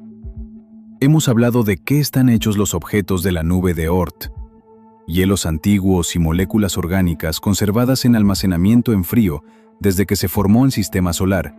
¿Y qué nos dicen sobre el principio? Hemos hablado de los desafíos de explorarla, la imposibilidad de enviar cualquier nave espacial allí, en un marco de tiempo humano significativo, y lo que significa saber que existe algo profundo que nunca se puede tocar directamente.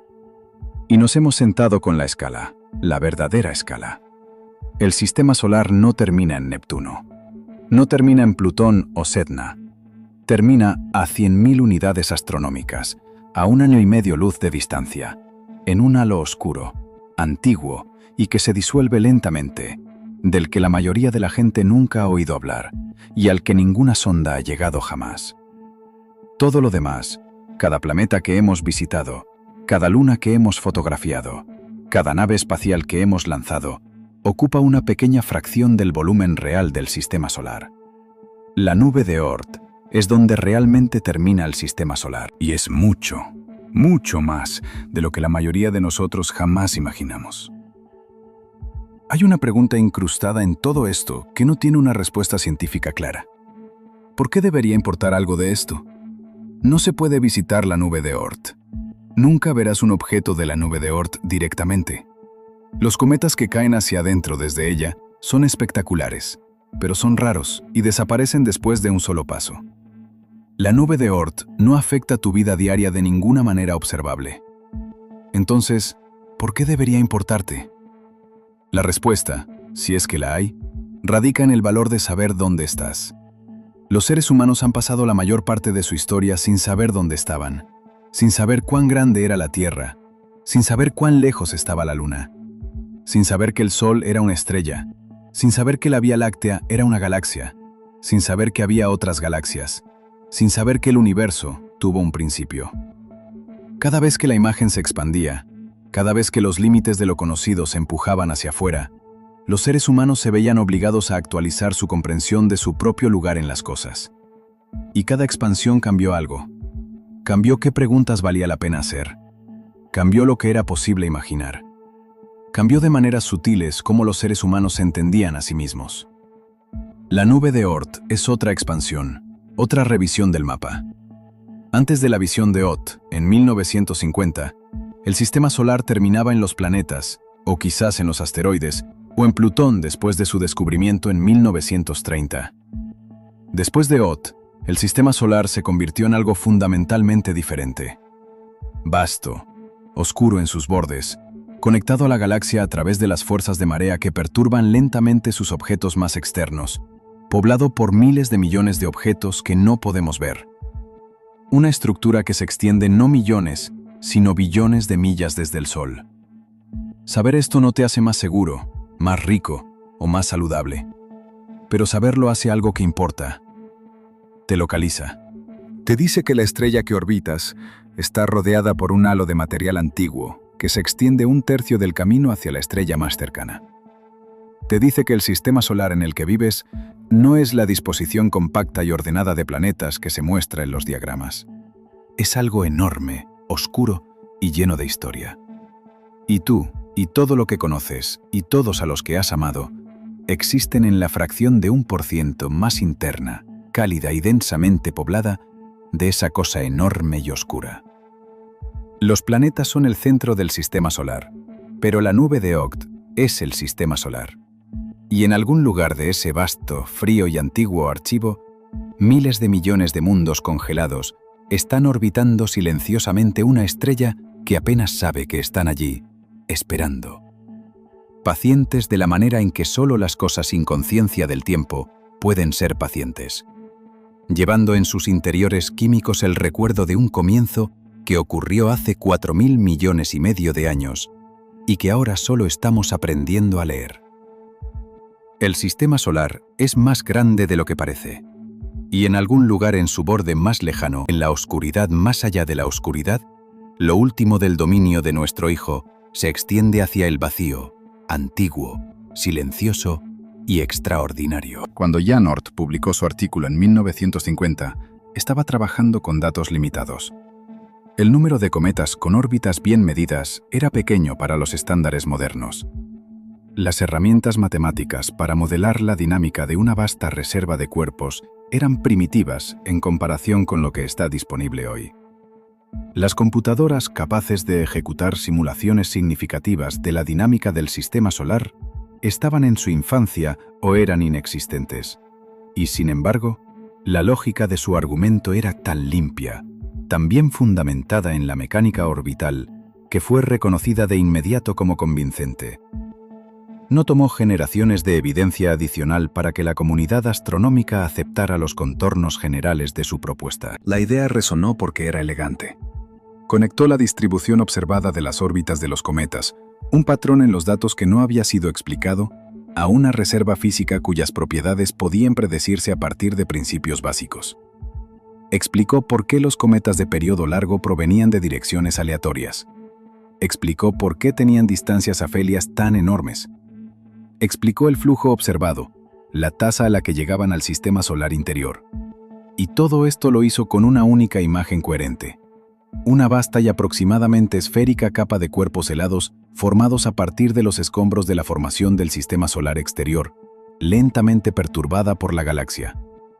En ciencia, cuando una sola idea explica múltiples observaciones independientes simultáneamente, esa es una señal fuerte. No garantiza que la idea sea correcta. La historia contiene ejemplos de teorías bellamente elegantes que resultaron ser incorrectas.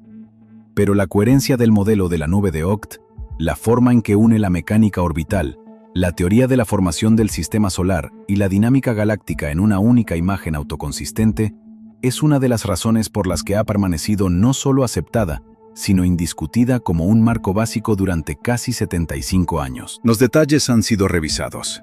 Las propiedades cuantitativas de la nube, su masa, su extensión exacta, la forma de su componente interior se han refinado con trabajos posteriores. El papel de la marea galáctica no fue completamente apreciado en el artículo original de Wu y fue desarrollado significativamente por investigadores posteriores.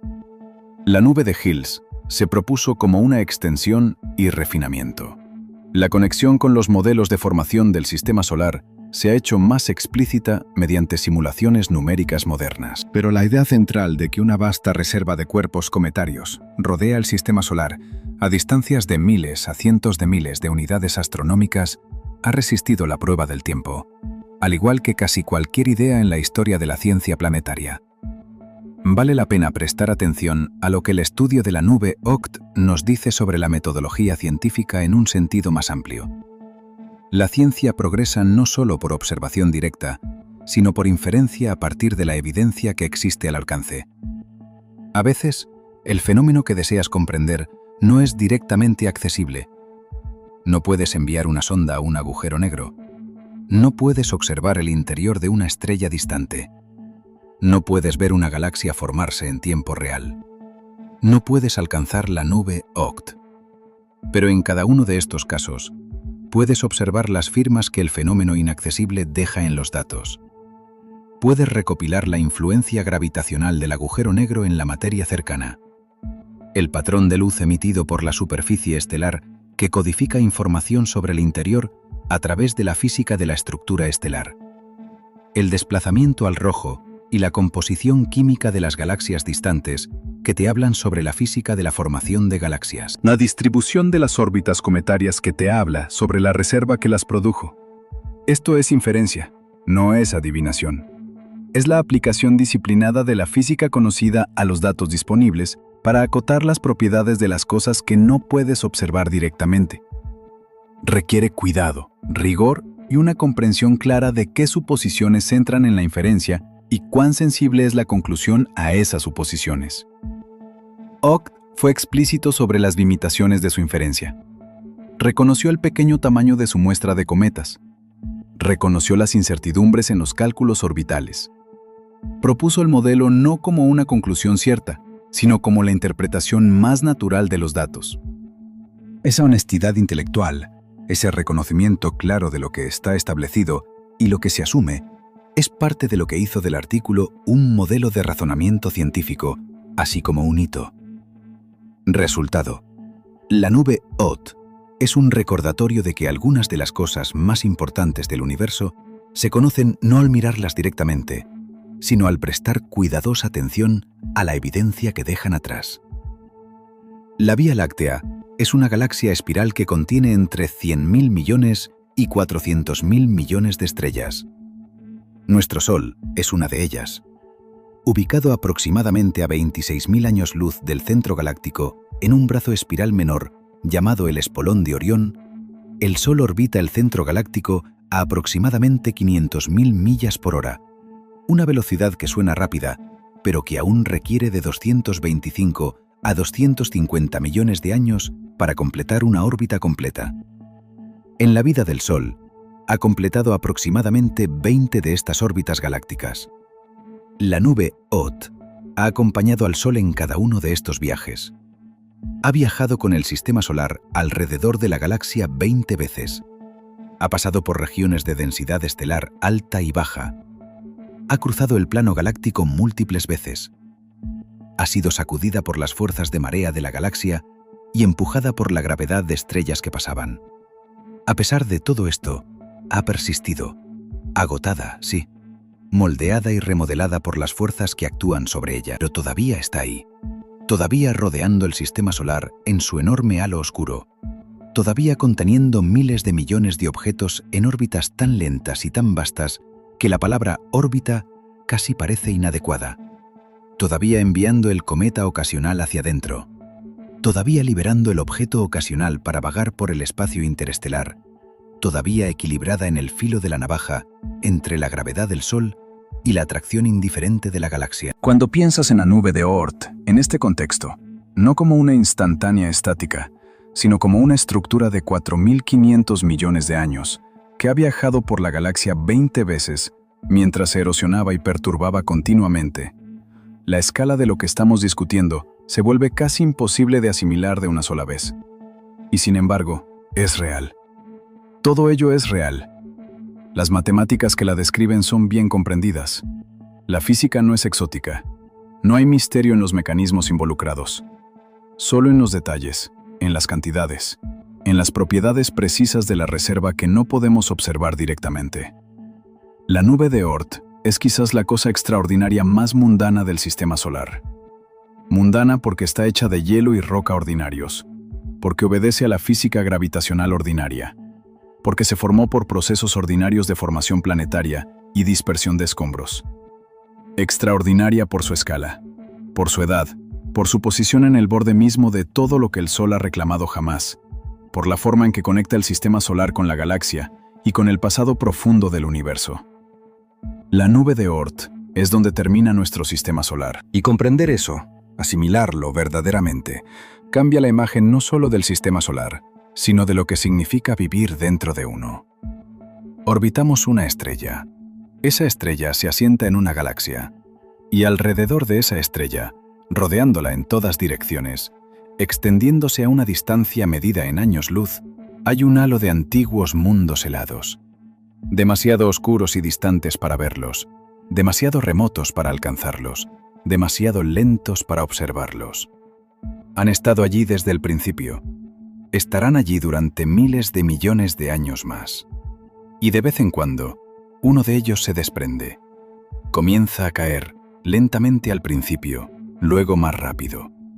La gravedad del Sol lo atrae hacia adentro a través de distancias que tardan millones de años en cruzarse. Los hielos volátiles en su superficie permanecen congelados al pasar por el sistema solar exterior, demasiado fríos para sublimarse, demasiado lejos del Sol para sentir su calor. Pero al cruzar la órbita de Júpiter, algo comienza a cambiar. La temperatura aumenta. Las capas más externas de hielo comienzan a sublimarse, pasando directamente de sólido a gas, liberando moléculas que han estado atrapadas en ese núcleo desde antes de que existiera la Tierra. Comienza a formarse una coma. Gas y polvo se abultan hacia afuera desde la superficie. El viento solar empuja el gas lejos del Sol, formando la cola de iones. La presión de la luz solar empuja el polvo, formando una segunda cola. El cometa se ilumina.